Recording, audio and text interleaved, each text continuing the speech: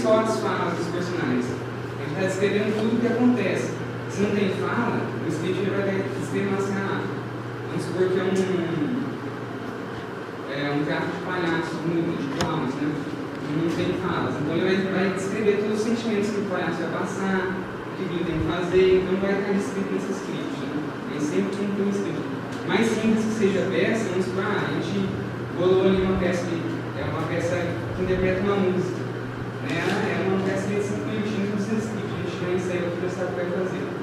Mas aí depois, passa algum tempo, você vai lembrar de o que você fez, alguma pessoa que você não pode apresentar naquele dia, a outra pessoa vai no seu lugar, a pessoa vai saber tudo que você fez. Né? Então a gente não tem esse script para a gente poder sempre estar passando, porque não é só a gente que faz, né? Outras pessoas vão fazer as coisas nesse script. O que a gente tem no script? A primeira coisa que a gente tem que ter é o tema, né? O tema da nossa história, temos o que a gente vai contar. Né? É o assunto em torno do qual vai ser desenvolvida a história. Como que a gente consegue esse tema? Através da oração de um direcionamento, né? Quando a gente vai criar alguma coisa, igual para orientar para o teste do vamos supor, né? Onde não tem um tema definido. A gente faz através da oração, a mesma coisa um pouco da dança, provavelmente da fotografia. Se a gente vai para um lugar que já tem tema, então a gente já tem, né? A gente vai sempre criar um tema novo, a gente só vai precisar rezar em cima desse tema para saber como que a gente vai desenvolver essa história. Vamos supor, você vai fazer uma pregação a gente tem o primeiro anúncio lá, né? Tem a pregação de amor do pai. Né? Então a gente faz o teatro do filho pródigo lá, né? Então a gente faz a ensinação do filho pródigo. Então a gente já tem um tema. O tema é o amor do pai. Então, o que a gente rezou em cima do quê? Desse tema? Para saber como que a gente poderia expressar esse amor do pai, esse tema, né? Isso daí foi através do teatro do filho pródigo, né? Onde a gente conseguiu esse texto na Bíblia, né? Eu vou falando dessas questões de texto. Depois que a gente tem um tema, a gente tem que pesquisar muito sobre o tema, né? A gente tem inúmeras formas de como contar uma história sobre esse tema, né? Então o que a gente tem que fazer? Pesquisar o máximo possível. Quanto mais a gente pesquisar, mais ideia a gente vai ter para expor, né? Para contar essa história. E as ideias, né? Depois que a gente pesquisou, que a gente teve todo esse contexto, a gente juntou tudo, a gente vai jogando ideia. Aí já a gente pode fazer uma reunião geral com o Ministério inteiro, ou a gente pode pegar, fazer uma reunião com quem tem mais afinidade com isso, mais afinidade a escrever um script, por exemplo. A gente junta 3 pessoas que geralmente dão mais ideias, porque às vezes se junta todo mundo, ele está conversando, ninguém faz nada, todo mundo acaba atrapalhando, né? Então a gente pode fazer uma reunião à parte da reunião do Ministério para juntar essas pessoas que têm mais afinidade e poder escrever esse script, né? Então a gente junta essas ideias, vai escrevendo, mesmo se não tem um começo meio fim, as ideias ainda elas não se encaixam ainda, vai anotando todas as ideias. Aí depois que você teve essa tempestade de ideias, assim, aí depois a gente vai colocando na ordem, algumas vão ser descartadas, né? Mas a gente precisa disso para depois a gente poder contextualizando. Né? Só fugir do que é óbvio, né? Então, acho que o pessoal, como eu falei antes, né, a gente tem que tentar fugir do teatrinho de igreja, né? O pessoal já está cansado dessa historinha. A gente vai fazer um texto sobre conversão, um teatro sobre conversão. Então a gente escreve lá no script, vai ser um bêbado, aí vai ter o irmão lá, do Taléu, o livro de cada braço, vai lá, vai rezar para ele, vai se converter e vai conhecer Jesus e vai ter esse prazer. Então o povo já está cansado dessas historinhas, né? A gente pode contar uma história de conversão que os bêbados converte? Pode, claro que pode. Isso seria um tema. Agora, a maneira de a gente contar essa história tem que ser diferente. A gente tem que fugir da mesmice. Senão a pessoa começa a assistir o teatro, já sei o que vai acontecer, então, cara. Ela pega, às vezes, não presta atenção. A nossa evangelização é perdida muitas vezes através disso, né? Que a pessoa se desinteressa totalmente ao que ela está vendo e não tem como a gente atingir ela ainda. Então, buscar sempre fugir do óbvio, né? Fazer coisas inesperadas, as pessoas não esperam que vai acontecer.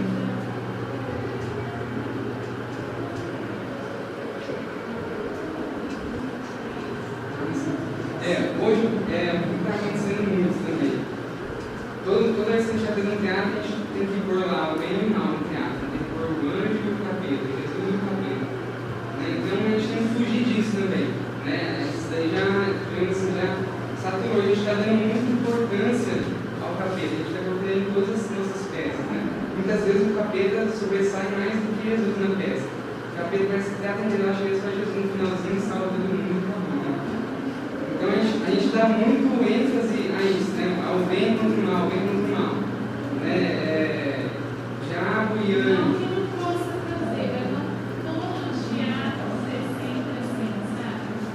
Isso, a gente pode ter lá o bem contra o mal, pode ter já pode ter, mas fugir do óbvio, né? Fugir daquela disputinha sempre, o bem contra o mal, não, beleza. Né? Então, procurar fugir disso, né? Dessa mesmice que às vezes muitas vezes acaba caindo. Então a gente pegou o nosso tema, né? Qual é o próximo passo? A gente escreveu texto sobre esse tema. Né? É onde a gente vai achar esse texto, né? Onde a gente pode pesquisar na Bíblia, né? Como eu citei no Filho Pródigo, onde a gente pegou catecismo da Igreja Católica, livros indicados pela Igreja, filmes, outras peças de teatro, a internet, né? A gente naquela questão de a gente não filtrar muita coisa, né? Juntar as ideias principais, muitas vezes a gente não pega um texto de lugar nenhum, a gente tem que criar uma coisa totalmente nova. Né? Então é aquela tempestade de ideias lá que eu tinha falado, a gente vai jogando as ideias e depois vai moldando elas, né? Colocando elas em sequência, em ordem. Né? A gente tem que tomar muito cuidado com os textos teológicos. Né? Muitas vezes a gente, por um pouco de falta de informação, às vezes, a gente escreve o nosso speech lá no nosso texto e comete alguns erros teológicos. Né? Então sempre é bom, depois que a gente terminou o nosso speech, sempre passar para alguém que possa ter um pouco mais de informação que a gente. Um padre, talvez, um coordenador de oração, alguém que você conheça, que tenha mais conhecimento mesmo da palavra, conhecimento do catecismo, né, da nossa igreja. Né? Porque muitas vezes a gente pode, a nossa intenção é evangelizar, né? Às vezes através de um erro a gente pode estar acabando com todo o nosso trabalho, né? Toda a nossa peça. A gente está trazendo esse sofrimento pode estar fazendo mais. Então é uma coisa muito séria que a gente tem que tomar muito cuidado com isso. Uma dica que a gente sempre dá é fazer o nosso script em duas etapas, né? Esse processo em duas etapas. Primeiro, nessa história a gente identifica os acontecimentos. Né? A gente não precisa escrever tudo certinho. A primeira cena, vamos supor lá, vamos pegar Noé, né? A arca de Noé. Primeira cena, Deus conversa com Noé. Aí a gente coloca assim, Noé. E aí coloca as palavras de Noé. Deus coloca as palavras de Deus. A gente não precisa escrever tudo assim, de cravado, tudo certinho. O que é mais fácil a gente fazer é a gente identificar as cenas.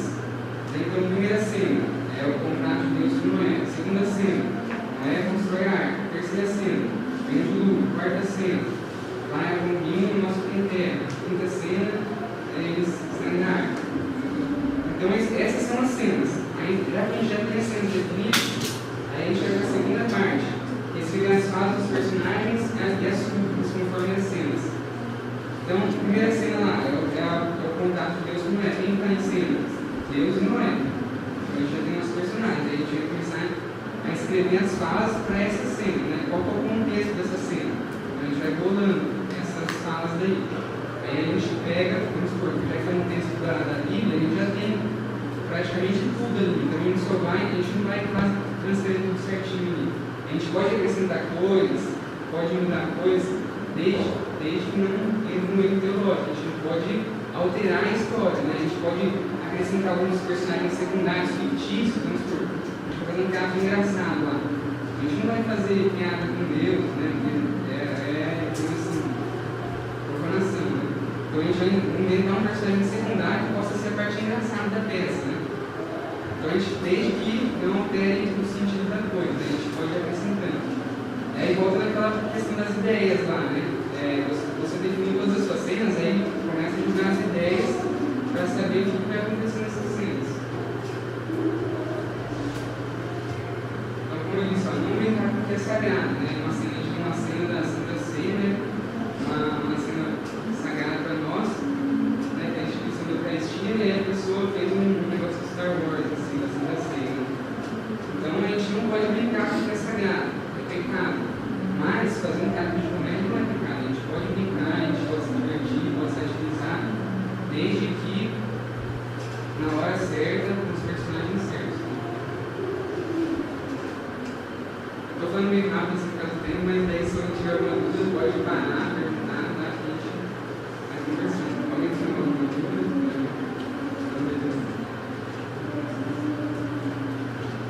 Então, nas falas, né, depois que a gente colocou as cenas lá, as falas dos personagens, nada mais são do que as falas dos personagens. As rubricas, o que são as rubricas? As rubricas são as indicações de texto, né? Vamos supor, um teatro de mímica lá, né? Um teatro mudo. Já que não tem as falas, a gente tem que ter as rubricas. E mesmo no teatro com falas, a gente tem as rubricas. O que são essas rubricas? São os escritos dos acontecimentos. Querendo assim, onde está sendo a cena? Vai estar lá na rua. Cena, todos entram na sala. Vamos entrar com a família lá, né? Aí você vai lá na sua família inteira entra em cena na sala. Então você já sabe, o seu cenário é uma sala. Sala de TV, não sei, a gente vai escrever lá na rua. O pai entra por último com embriaguez. Aí já sabe que o pai da família, naquela determinada cena, ele tem que entrar bêbado na cena. Então essas rubricas são para indicar tudo que vai acontecer. Né? Igual eu disse no começo, a gente tem um speech por quê? Para todo mundo. A pessoa que pegou o speech pela primeira vez, ela sabe o que se trata, sabe o que ela tem que fazer. Vamos supor, a pessoa, eu sou esse pai da família, que é empregado, né? A pessoa sempre me assistiu fazendo. Então, um dia que ela for fazer, ela não pode copiar o que eu fiz, né? Ela tem que criar um personagem novo. Então, ela vai pegar esse script, ela vai ter escrito o que ela vai ter que fazer. Em cima dessas rubricas, que ela vai ter que fazer, ela vai ter que criar o personagem dela. Às vezes eu faço um bêbado que soluça mais e fica mais bravo. Ele faz um bêbado que tropeça mais e é mais cômico. Né? Então vai depender do nosso teatro, de como a linha que ele vai seguir e da interpretação de cada um. Por isso que é muito importante essas coisas. Para quem são bem importantes também, para a equipe técnica. Né? Muitas vezes a gente muda o cenário do nosso teatro, ela tem que saber, mas qual que é o cenário dessa cena agora? É a sala de TV. Qual que é a próxima cena? O quarto. Então eles vão ter que saber qual é o cenário de montarem as cenas. Né? E é também importante para o pessoal de iluminação, quando a gente esconde isso, né? Muitas vezes a gente não consegue ter iluminação adequada, essas coisas, a gente apresenta em vários locais. Né? Mas quando tem, essas coisas são de extrema importância, tanto para quem vai criar o personagem quanto para a equipe técnica. A concepção dos personagens, né? Quando a gente vai criar um personagem. Sempre a gente tem que buscar criar esse personagem como se a gente fosse falar de alguém que a gente conhece. Por exemplo, assim, vou fazer um personagem de um pai. Então eu conheço vários pais, né? Tem o meu pai, tem o meu tio que é pai, tem o meu avô que é pai. Então eu posso pegar as características marcantes de cada um e fazer o meu personagem. Por que vai ficar mais fácil? Porque eu estou fazendo uma coisa que eu já sei o que é. Eu já estou fazendo uma coisa que eu sei como se desenvolve. Né? Se eu conheço uma pessoa que é muito brava, tem uns tiques assim, que é bem marcante, eu posso trazer o meu personagem. Então, sempre que eu vou criar um personagem, é mais fácil a gente buscar escrever sobre coisas que a gente já tem um conhecimento. Vai ser mais fácil a gente seguir uma linha. Né?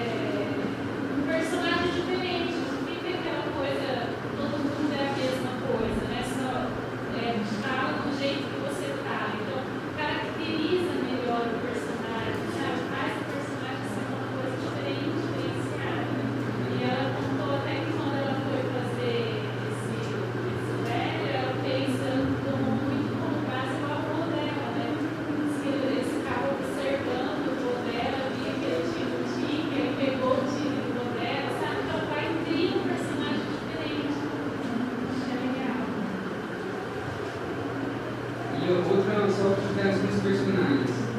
A gente tem que procurar escrever ele o mais frente possível com o nosso teatro.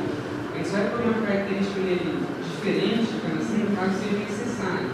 Mas a gente não vai fazer um velho que seja, que tenha só uma perna, só para ele ter só uma perna, né? Se isso não vai ter com o nosso teatro, então vamos fazer normal dele. A gente tem que, o mais real possível, vamos supor, se tem alguém no nosso ministério que seja ruivo, vamos supor, né? A gente precisa de um personagem ruivo, beleza, a gente vai aquela pessoa. Agora, se a gente não tem um ruivo, a gente quer pôr um personagem ruivo, para o quê? Se não vai fazer interferência na peça, né? Então, a gente pode usar as características, basicamente, a gente usa as características de quem é o nosso ministério. Se a gente vai fazer um teatro que não precisa, que não vai fazer diferença ter nosso ministério, todo mundo aqui é jovem, né? Tem uma pessoa mais velha que tem a dúvida, digamos assim. Então, se a gente vai fazer um teatro que necessariamente não precisa ter um velho, não vai fazer diferença ter um velho, por que a gente vai criar um personagem velho? Então, vamos buscar trabalhar com o que a gente tem, que vai ser mais fácil a gente criar esse personagem, desenvolver e ficar o mais natural possível. Se a gente for fazer um teatro de português, não tem nenhum português no nosso ministério, então a gente vai fazer a maquiagem, vai ser a maquiagem dele. Se a gente vai fazer um teatro da família que tem que ter necessariamente uma avó, um avô, que é um velho, nosso ministério só tem jovem, aí a gente vai usar a maquiagem, né? Porque é para isso que serve a maquiagem. Aí são os gêneros teatrais, né? Que a gente tem uma infinidade de gêneros, né? Cujos quais a gente pode contar a nossa história, né? Tem o drama, tem o melodrama, eu só vou falar os nomes só para dar um exemplificar, né? Então, o drama, o melodrama, a comédia, a farsa. A farsa, o que ela é? Ela é uma comédia mais escrachada, né? Não tem, muitas vezes não tem muito sentido, mas tipo trapalhões, assim, sabe? Um diálogo mais básico, assim, só para fazer brincadeira, assim, mas uma coisa mais escrachada. A tragédia. Aqui são os gêneros, né? Quando a gente fala de tipologia, né? Os gêneros são como a gente vai contar a história, se é uma história mais triste, uma história mais comédia, mais feliz, mais engraçada. A tipologia é como que a gente vai desenvolver isso, né? Através do quê? Né? Aí tem os teatros de sombra.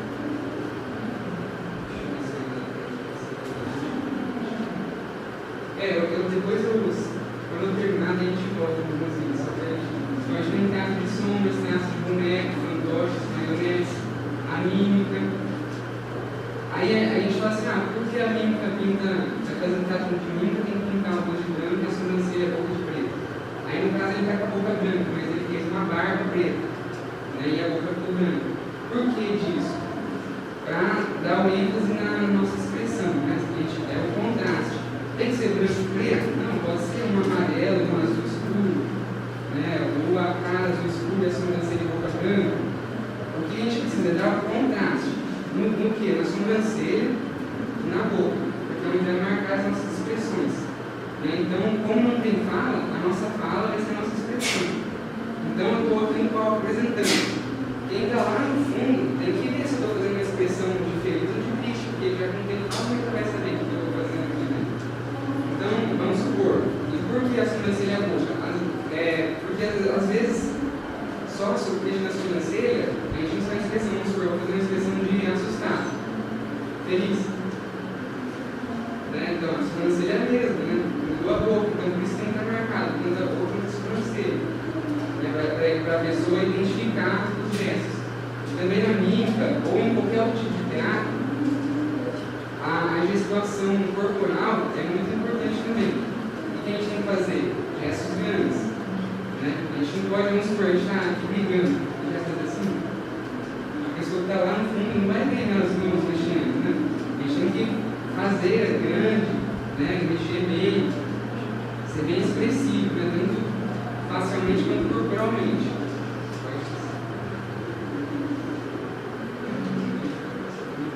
Teatro pedagógico, eu acredito que é o que a gente mais usa, né? Que é o que? É o teatro de ensino, né? A gente às vezes muitas vezes faz teatro de vida de santo, né? Teatro sobre histórias bíblicas, então a gente está ensinando, está evangelizando através desses teatros pedagógicos, né? Teatro invisível, o que é isso? É o pegadinho do Silvio Santos. É um teatro que acontece em algum local que poderia mesmo estar acontecendo realmente aquela cena, mas por meio da rua está um mendigo e o rapaz brigando com o mendigo, começa a agredir o mendigo lá. Mas é um teatro, só que é invisível por quê? Porque quem está passando na rua não sabe que é um teatro. Então, para quem serve? Esses teatros são para o público interagir, o público entrar, digamos, no teatro. Né? E isso que é um teatro invisível. Musical, ópera, monólogo, bastante gente conhece, algumas pessoas não conhecem. O que é o monólogo? É o teatro de uma pessoa só. Tem trilha sonora, tem um teatro normal. Só que é uma pessoa só falando em cena, ela vai contar uma história, falar, narrar e dialogar ela mesma. Muitas vezes dá a impressão de ela estar conversando com alguém, falando com alguém, mas ela está lá só ela, expondo as ideias dela, pensamentos dela. Isso é um monólogo. Artes circenses que a gente tem usado muito também, hoje em dia, né?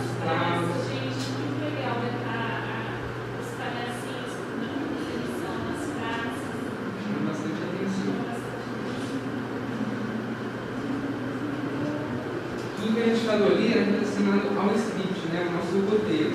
Agora a gente vai falar sobre os elementos teatrais, sobre as coisas que tem que ter para acontecer o nosso teatro, né? Que é o cenário.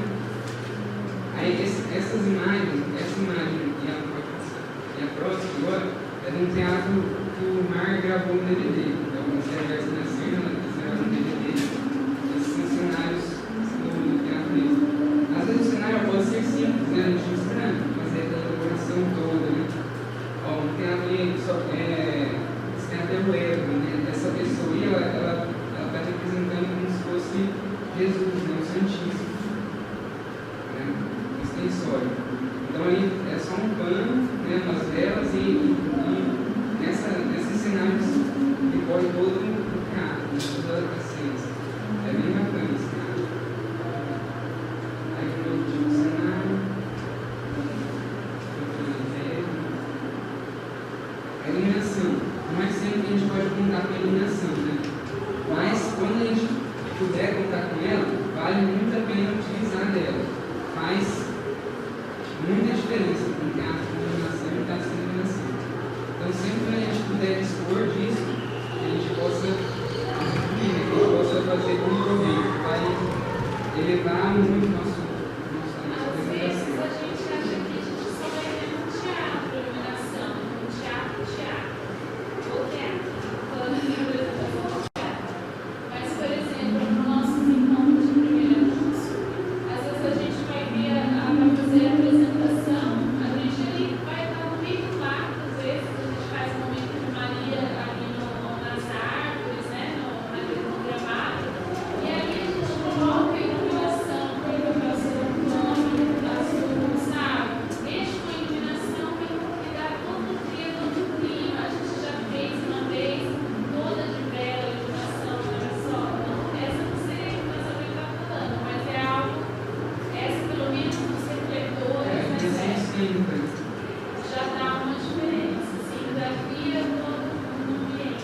Por exemplo, tinha aquela escola de teatro, era o teatro de sombras, né? Então a gente precisa de iluminação. Mesmo se no local que a gente vai fazer não tem iluminação, a gente tem que ir lá, preparar o fechamento ali, né? Às vezes de tecido ou de papel, né? E a gente tem que pôr a iluminação dentro do fundo para projetar, igual aquela primeira cena ali, ó, da pessoa projetando a sombra, né? Então a gente tem que buscar conhecimento, né? Para a gente poder tudo isso. A iluminação de marcação de cenas, né? Muitas vezes a gente pode pegar e ter duas cenas acontecendo paralelamente. Aqui está uma cena e ali no caso está acontecendo outra cena. A gente está ouvindo a cena apagando e acendendo luz, né? Então é bem bacana, dá bastante dinâmica no teatro. Figurino também é muito importante para a nossa apresentação. É o figurino que vai nos dizer a época que está acontecendo esse teatro, a região que está acontecendo esse teatro, qual que é o tipo de personagem, se ele é rico, se ele é pobre, né? O figurino fala muito do nosso teatro, dos nossos personagens, né? Então é uma coisa que a gente tem que buscar caprichar muito, enriquece muito, né, a nossa apresentação. Né? A gente pode ter a mesma apresentação, um figurino bem caprichado e um figurino ali, sei lá, a gente faz uma, igual eu ensinei a realidade da paixão de Cristo, né? São panos mesmo pesados, rústicos, né, tecidos mesmo. Né? As túnicas são um tecido mais rústico, também um tecido que parece antigo. Né? Então faz muita diferença a gente fazer o mesmo teatro com esse figurino elaborado do que um figurino que a gente faz umas túnicas de TNT lá e tal. Né? Tem um sim. Aquelas túnicas brilhosas de anjo, sabe? A gente faz uma túnica de cetim que a gente usou uma vez. A gente vai fazer lá o apóstolo, coloca essa túnica de cetim também. Você acha que naquela época a gente ia ter sido cuidado? Então, aí a gente tem que ter um pouco de coerência, a gente tem que buscar fazer o melhor possível, né? A gente tem que buscar evoluir sempre. Às vezes, na primeira apresentação que a gente fez, esse teatro, a gente não tinha conhecimento, não tinha um recurso, e a gente fez desse jeito. Beleza, mas a próxima vez que a gente for apresentar ele, cada vez que a gente for apresentar, a gente pode estar acrescentando uma coisa diferente. A segunda vez que a gente for trocar, vamos apresentar, vamos trocar as túnicas. A terceira vez que a gente for apresentar, vamos colocar mais elementos, por exemplo, assim, vasos, baús. Cada vez que a gente for apresentando, se a gente tiver disponibilidade financeira, a gente poder ir acrescentando coisas, né, elementos. Aí é outra cena da paixão, vocês trabalhando. O pessoal de vida é os fariseus, é um filme bem elaborado, assim, bem bacana. Aí de palhaço, né? Sempre que a gente tiver possibilidade de ter, é muito bom. O diretor, né? Muitas vezes a gente pode fazer, nos nossos ensaios, a gente pode pegar uma pessoa, mesmo que ela estiver atuando, não precisa ficar de fora da atuação. A gente pega uma pessoa e deixa ela ficar assistindo assim, quando a gente está ensaiando, essa pessoa vai assistindo. Ela fala assim, não, é melhor você fazer de um outro jeito, entra lá no fundo na frente, vai ficar melhor. Ou em vez de você pôr a sua mão aqui, usa essa outra mão, porque senão a mão vai ficar na frente do seu rosto. Olha, você está falando para o pessoal que assim, muitas vezes no ensaio, no ensaio eu vou falar agora, deixa eu aproveitar, mas era a última que eu ia falar. O ensaio o que serve? Tudo que a gente vai fazer na apresentação, a gente tem que fazer no ensaio, a gente tem que ensaiar desse jeito. Muitas vezes a gente fala assim, na hora eu faço, né? Vamos supor assim, vamos supor, a gente separou o diretor lá, né? A gente está assistindo a peça. Ele fala assim, fulano, você tem que falar um pouco mais alto, porque sua voz está muito baixa. Não, mas é que daí agora só pra gente aqui, né? Depois lá na hora eu falo alto, né? Pode deixar. Vai chegar na hora, vai falar do mesmo jeito da ensaio. Ou senão, a pessoa está dialogando, então um personagem aqui, outro personagem aqui. A gente está conversando, vocês são a plateia, está conversando aqui. Aí o diretor está assistindo, não, você está falando muito de lado, você tem que ir lá para frente. Por quê? No teatro a gente sempre tem que ir lá para frente. Independente se o personagem que eu estou conversando está aqui do meu lado, eu vou falar para frente. No final da minha frase, ou logo para eu acabar a frase, no começo, antes de começar a falar a frase, eu gesticulo com ele e depois falo. Ou começo a falar e continuo falando para frente, mas não falo toda a frase aqui. Vocês conseguem perceber a diferença da minha voz? Eu falando assim, eu falando assim? Dá para perceber? Então, tanto a questão de volume de voz, quanto a questão de expressão. Se eu estou falando aqui para a pessoa, estou falando para de graça, vocês não estão sabendo qual expressão facial que eu estou fazendo, né? Então, no teatro, a gente sempre tem que ficar de frente. Vai sair de cena, nunca dá as costas. A não ser que a cena exija isso, né? Mas nunca se pegar e nada sair de cima de costas. Então, no teatro, a gente sempre faz tudo para frente. No máximo, na lateral, vai sair de lateral aqui, ou sai na diagonal, ou deixa ele aqui na frente, sai um pouco de ladinho, mas nunca dá as costas e sai. Sempre quando for trocar de lugar, daí eu e a outra pessoa conversando. A não ser que a cena exija isso também, eu nunca vou pegar e vou cruzar a frente dele aqui. Se é ele que está falando, quem está falando sempre tem que ir à frente. Ele está falando, eu vou ficar nervoso, está falando, não quero saber, vou cortar a frente dele aqui, a não ser que a cena exija isso, é errado. Ele sempre tem que passar por trás. Para quem está falando, tem que estar se expressando. A A mesma coisa acontece se eu já estou vendo uma pessoa um terceiro personagem, vai passar por trás, a não ser que seja feito para frente dele. Então são cuidados básicos, sempre tem que estar tomando cuidado. Sonoplastia. Muitas vezes a gente não liga muito para isso. A gente pega e fala assim, chama um fulano de tal lá, ele vem um dia e dá um play pra gente. Né? Não, isso é totalmente errado. A música e os sons do teatro falam muito também do teatro. Né? Dá todo o clima assim, da nossa peça. Né? A gente está fazendo uma cena dramática, a música tem que entrar no momento certo para dar o clima dramático. Ou um caso de comédia, tem uma música engraçada, ali na hora que está fazendo a palhaçada, ou barulho de porta abrindo, ou a chuva, ou o esparo batendo. Sempre tem que ser um tempo certo. Se a gente deixar qualquer pessoa, ela nem ensaio, como ela vai saber? Às vezes a gente fala assim, eu vou fazer um teatro mínimo, né? Mas teatro mínimo não quer dizer que não tem som mínimo. Teatro mínimo não tem fala, mas é sempre bom ter uma trilha sonora de fundo, algum som de fundo, né? Para preencher o espaço. Né? Igual a gente vai fazer emoções na praça, né? O que a gente procura fazer? Teatros mínimos. Porque daí se a pessoa lá do outro lado da praça, e eu estou falando aqui, ela não está sabendo o que está acontecendo. Mas se eu estou fazendo um teatro mínimo, estou fazendo gestos, ela consegue se de longe. Daí, conforme a gente coloca o som aqui na caixa, a gente pode aumentar a caixa. E o som vai espalhar bem, a gente vai ter um microfone. Então, a gente tem que procurar preencher o máximo possível, né? O nosso teatro. O ator, né? E os ensaios que eu acabei de falar, ensaio é fundamental. Sempre procurar fazer um ensaio quando a gente vai fazer um vídeo. Aí a questão da maquiagem, a caracterização do personagem, caso a gente faça teatro de velho, não tem ideia da sua estética, vai ficar com maquiagem.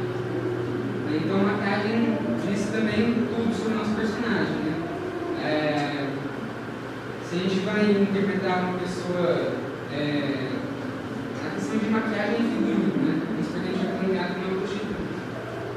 A gente não precisa vestir o personagem com realmente uma prostituta, um sainha, um vestido, um decote. Não, isso não cabe a nós, né? Não faz parte da nossa convivência, né? Então, se eu vou fazer uma prostituta, o que eu posso fazer? Pôr uma calça mais colada, né? Mas daí uma camisa aqui com pulo, né? Atrás.